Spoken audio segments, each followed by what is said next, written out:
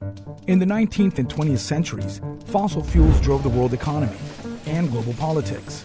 The location of coal deposits, oil fields, and natural gas reserves shaped economies, created alliances, and sparked wars.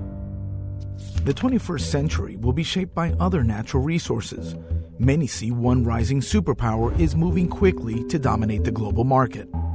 China built its massive economy through its role as a supplier of cheap labor and manufacturing to the industrialized West. In recent years, it has sought to ensure a steady supply of minerals used for the electronic components in everything from military and communications equipment to renewable energy generation and storage.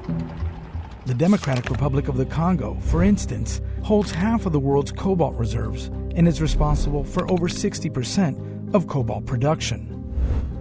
The silvery metal is used to make the lithium-ion batteries found in portable devices and electric vehicles, as well as alloys used in turbines and jet engines. For the last 2 decades, China has invested heavily in the DRC, building critical infrastructure in exchange for mining rights.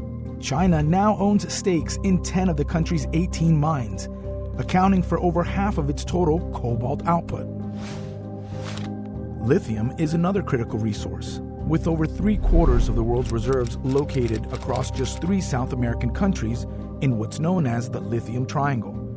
Backed by state-owned banks, Chinese companies have gained control of 2/3 of Chile's current lithium production, acquired stakes in 41% of Argentina's planned production, and struck a $2.3 billion deal to develop Bolivia's massive untapped reserves.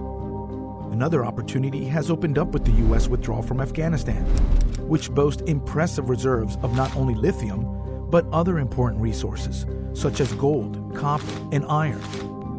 These deals are not limited to developing nations.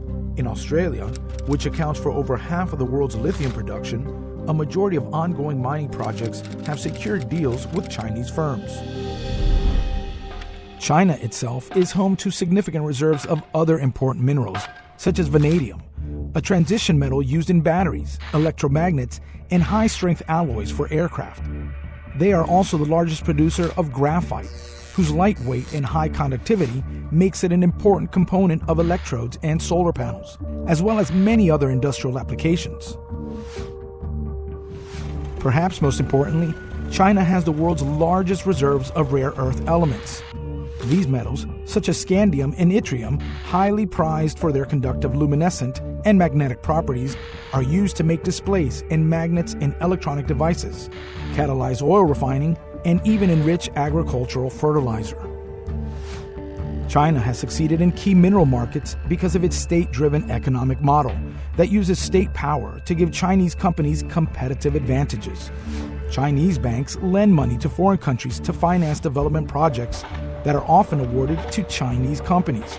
This is part of Beijing's strategy of using foreign development to achieve its high-growth economic targets and improve material living standards. China also has lower labor costs and looser environmental regulations, allowing its companies to undertake ventures that would not be viable for other countries. Beijing also has reached out to authoritarian governments, offering them alternatives to Western-backed financing that requires more outside oversight. These are among the economic practices the U.S. labels abusive, unfair, and illegal.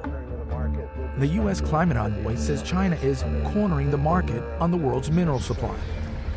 In 2010, China drastically cut exports of rare earth elements, sending prices skyrocketing. That same year, exports to Japan were halted entirely amidst a territorial dispute.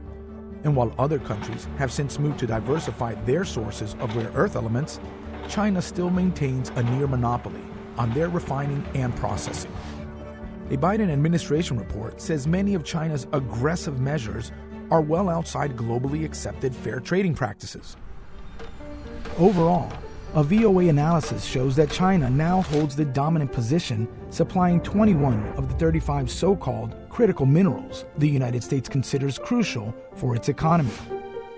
How Washington, Beijing, and other governments handle these natural resources, powering the future of energy and technology, could have as big an influence over conflicts and alliances in the coming century as fossil fuels played in the last one.